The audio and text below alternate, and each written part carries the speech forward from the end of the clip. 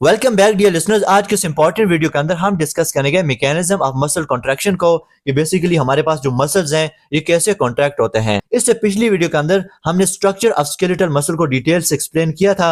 सो ये वाली वीडियो अगर आपने नहीं देखी तो पहले ये वाली वीडियो आप देख सकते हैं। So let's start from the mechanism of muscle contraction, जिसके पीछे एक मोस्ट इंपॉर्टेंट थ्योरी है जिसको नाम दिया जाता है स्लाइडिंग फिलामेंट थ्योरी का। इस थ्योरी को 1954 में H.E. Huxley and F. Huxley ने प्रपोज किया था। ये थ्योरी ये कहती है डियर लिसनर्स कि हमारे पास जो थिन फिलामेंट है जब ये थिक फिलामेंट के ऊपर स्लाइड करता है तो बेसिकली जो मसल्स हैं वो कॉन्ट्रैक्ट होते हैं। तो सबसे पहले हम ये देखते हैं कि इस मसल कॉन्ट्रैक्शन के अंदर कौन कौन सी प्रोटीन्स इन्वॉल्व हैं और उनका बेसिकली जो स्ट्रक्चर है उसको डिस्कस करते हैं। एंड नेक्स्ट फिर हम मूव करते हैं इसके मैकेनिज्म की तरफ, जिसको स्टेप बाय स्टेप हमने यहाँ पर एक्सप्लेन किया है। सो इन नोट्स का आप स्क्रीनशॉट ले सकते हैं ताकि फिर हम फर्दर वीडियो की तरफ मूव कर सकें। So let's start from the most important proteins जो कि मसल कॉन्ट्रैक्शन के अंदर इन्वॉल्व हैं। तो यहाँ पर देख लीजिए डियर लिसनर्स कि हमारे पास दो तरह के फिलामेंट्स आ जाते हैं, एक थिन फिलामेंट और एक थिक फिलामेंट। तो यहाँ पर क्या होता है, मसल कैसे कॉन्ट्रैक्ट करते हैं, जब थिन फिलामेंट थिक फिलामेंट के ऊपर इस तरह से स्लाइड करता है तो एज अ रिजल्ट जो मसल्स हैं वो कॉन्ट्रैक्ट होते हैं। तो सबसे पहले यहाँ पर देखिए कि थिन फिलामेंट के अंदर तीन तरह की प्रोटीन आपको नजर आती हैं, एक ट्रोपोनिन, एक्टिन एंड ट्रोपोमायोसिन। जो सबसे बेसिक प्रोटीन है, जो मेन प्रोटीन है, वो यहाँ पर एक्टिन है और इसके यहाँ पर आपको दो फिलामेंट नजर आते हैं। अब यहाँ पर देखिए डियर लिसनर्स, ये जो एक्टिन है ये बहुत सारे मोनोमर्स से मिलकर बनी है। जब ये बहुत सारे मोनोमर्स आपस में मिल जाते हैं तो इनसे पॉलीमर बनता है और इन मोनोमर को एक दूसरे से अटैच करना, एक दूसरे से मिलाने वाला जो आयन है वो यहाँ पर कौन सा आयन है, मैग्नीशियम आयन है। और ये बहुत ही इंपॉर्टेंट पॉइंट है। यहाँ पर देख लीजिएगा कि एक्टिन के ऊपर वो वाली साइड जहां पर ये मायोसिन ये मायोसिन आके बाइंड करेगा, इस साइड को मायोसिन बाइंडिंग साइट कहते हैं। और मायोसिन के ऊपर वो साइड जहां पर ये एक्टिन बाइंड करेगा, इस साइड को एक्टिन बाइंडिंग साइट कहते हैं। Actin binding site and myosin binding site एक दूसरे से अटैच होंगी, जुड़ेंगी, तो एज अ रिजल्ट जो मसल है, जो मसल कॉन्ट्रैक्शन है वो पॉसिबल हो पाएगी। सो ये थी हमारे पास एक्टिन। सेकंड प्रोटीन हमारे पास आ जाती है ट्रोपोमायोसिन। इस एक्टिन फिलामेंट के अंदर ये वाली जो प्रोटीन आपको नजर आती है टेप की तरह, इसको नाम दिया जाता है ट्रोपोमायोसिन। और इसके बेसिकली काम क्या है, ये मायोसिन बाइंडिंग साइट को कवर करके रखती है, टेप की तरह इसके ऊपर बाइंड हो जाती है ताकि जो मायोसिन है वो एक्टिन के साथ बाइंड ना हो जाए। सो यहाँ पर इस डायग्राम के अंदर भी आप देख सकते हैं डियर लिसनर्स कि ये हमारे पास एक्टिन के दो फिलामेंट हैं, इसके ऊपर ये जो टेप की तरह प्रोटीन लिपटी हुई है ये ट्रोपोमायोसिन है, जो क्या करती है, एक्टिन और मायोसिन की जो अटैचमेंट है उसको इनहिबिट करती है। और थर्ड प्रोटीन डियर लिसनर्स हमारे पास आ जाती है troponin. Okay, this protein is called troponin. जैसा कि इस डायग्राम के अंदर आप अच्छे तरीके से समझ सकते हैं कि जो हमारे पास ट्रोपोनिन है इसके तीन सब यूनिट हैं। ओके, ये तीन सब यूनिट मिलके एक ट्रोपोनिन बनाते हैं। पहला सब यूनिट है TPM, M stand for tropomyosin, यानी कि ये क्या करता है, ट्रोपोमायोसिन के साथ डायरेक्टली अटैच्ड है, तो इसीलिए इसको M का नाम दिया गया है। सेकंड सब यूनिट आ जाता है TPC, C stand for calcium, यानी कि यहाँ पर कैल्शियम आके बाइंड करती है, तो इसीलिए इसको C का नाम दिया गया है।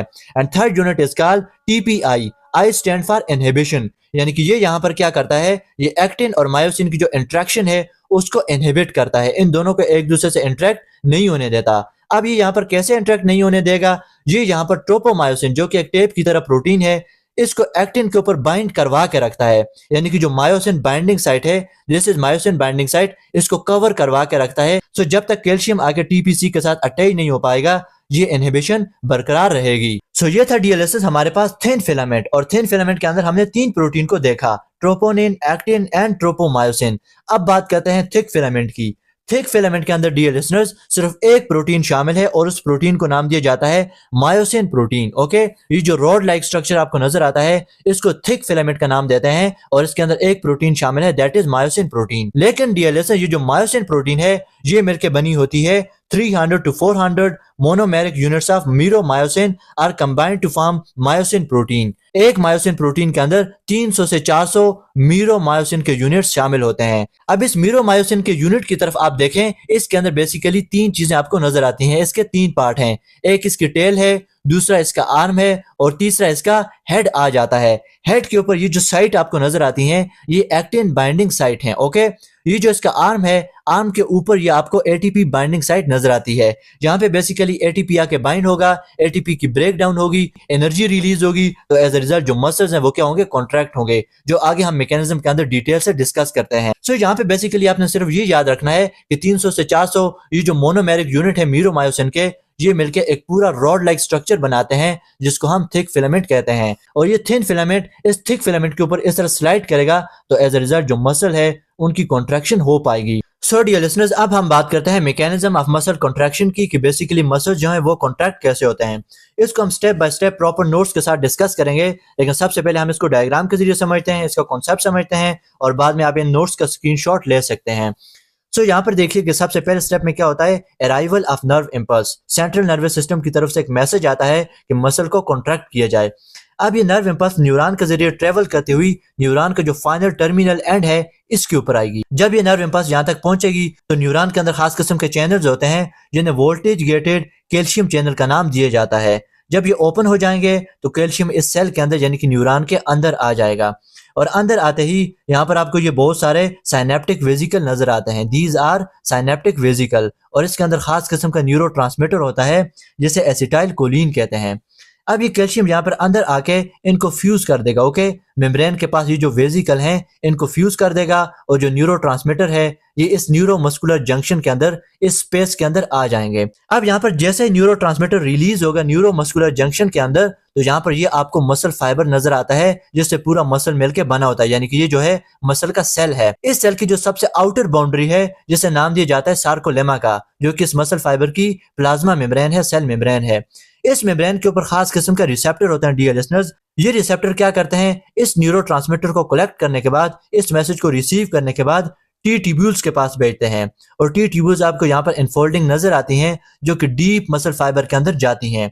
अब इस मैसेज को डीप और बड़ी जल्दी मसल फाइबर के अंदर लेके जाती हैं और इन टी ट्यूब्यूल्स के साथ सार्कोप्लाज्मिक रेटिकुलम अटैच होता है। दिस इज सार्कोप्लाज्मिक रेटिकुलम और इसका काम क्या होता है, कैल्शियम को स्टोर करना। अब जैसे ही इसको ये मैसेज मिलेगा तो ये अपने चैनल ओपन कर देगा और जैसे ही ये अपने चैनल ओपन करेगा तो ये कैल्शियम यहाँ से बाहर यानी कि सार्कोप्लाज्म के अंदर चला जाएगा। दिस इज सार्कोप्लाज्म, जिसे इस सेल का साइटोप्लाज्म भी कहा जाता है।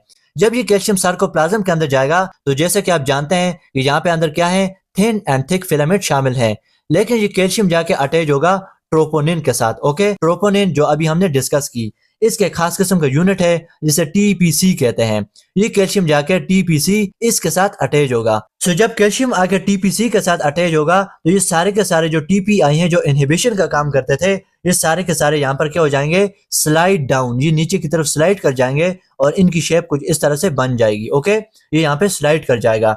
जब ये यहाँ पर स्लाइड करेगा डियर लिसनर्स तो ये जो ट्रोपोमायोसिन था जो कि टेप की तरह काम करता था, अब इसको भी यानी कि एक्टिन के साथ कोई बाइंड करने वाला नहीं रहेगा तो ये भी एज अ रिजल्ट क्या हो जाएगा, स्लाइड कर जाएगा, यहाँ से शिफ्ट डाउन हो जाएगा। तो अब ये जो एक्टिन है डियर लिसनर्स ये तो मायोसिन के साथ अटैच होने के लिए बिल्कुल रेडी हो चुका है, लेकिन दूसरी साइड पे जो मायोसिन है ये अभी रेडी नहीं है, इसके ऊपर भी कुछ चेंजेस होनी है।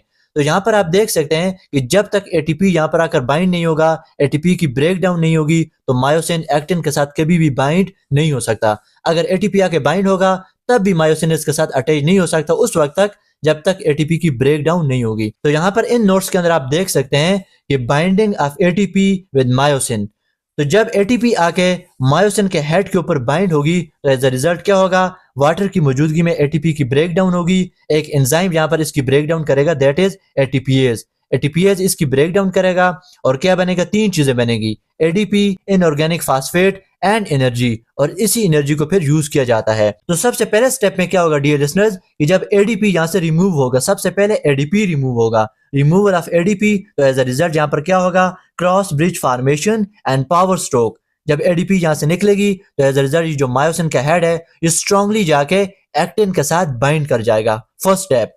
दूसरे स्टेप में क्या होगा, इनऑर्गेनिक फास्फेट निकलेगा। जब इनऑर्गेनिक फास्फेट यहाँ से रिमूव होगा, the head move backward with thin filament and thin filament slides over thick filament and as a result muscles will contract. So यहाँ पर आप देख लीजिएगा कि पहले स्टेप में एडीपी रिमूव हुआ तो मायोसिन का हेड स्ट्रांगली जाके एक्टिन के साथ बाइंड हुआ, लेकिन यहाँ पर मूवमेंट नहीं हुई। सेकंड स्टेप में क्या होगा, जब इनऑर्गेनिक फास्फेट यहाँ से रिमूव होगा तो एज अ रिजल्ट ये जो थिन फिलामेंट है ये क्या करेगा, स्लाइड करेगा ओवर थिक फिलामेंट। ओके, ये बैकवर्ड साइड पे इस तरह से मूव करेगा तो एज अ रिजल्ट हमारे पास जो मसल्स हैं वो कॉन्ट्रैक्ट हो जाएंगे। जो दोनों जेड लाइन है ये एक दूसरे के करीब आ जाएंगी। ये आपको जो एच जोन नजर आता है ये कॉन्ट्रैक्ट हो जाएगा, लेकिन ये जो ए बैंड आपको नजर आता है, okay, this is A band और डार्क बैंड, इसकी जो लेंथ है वो बिल्कुल सेम रहेगी।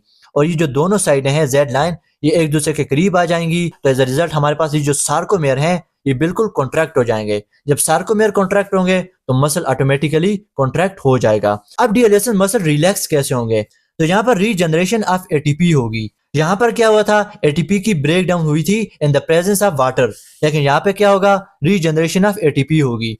तो खास किस्म की प्रोटीन होती है मसल के अंदर जिसे फास्फोक्रिएटिनिन कहते हैं। इस फास्फोक्रिएटिनिन के पास एक फास्फेट होता है। जब ये फास्फेट यहाँ से रिमूव होगा तो इसको एडीपी एक्सेप्ट करेगा। अब ये कौन सा एडीपी है? वही एडीपी है जो कि यहाँ पर मसल कॉन्ट्रैक्शन के दरमियान रिमूव हुआ था। ओके, एटीपी की ब्रेक डाउन हुई थी, सबसे पहले एडीपी जो यहाँ से रिमूव हुआ था ये क्या करेगा, इस फास्फेट को एक्सेप्ट करके एटीपी के अंदर कन्वर्ट होगा और यही एटीपी दोबारा से जाके क्या करेगा, मायोसिन के ऊपर अटैच होगा। जब ये मायोसिन के ऊपर अटैच होगा तो एज अ रिजल्ट मसल जो हैं वो रिलैक्स हो जाएंगे और ये जो क्रिएटिनिन है ये फिर वेस्ट बच जाएगा, इसको फिर बॉडी से रिमूव कर लिया जाएगा। सो ये था डिएलेशन हमारे पास आज का लेक्चर, जिसमें हमने मसल कॉन्ट्रैक्शन को विद डिटेल डिस्कस किया। नेक्स्ट वीडियो तक के लिए इजाजत दीजिएगा। Thank you so very much. Allah Hafiz.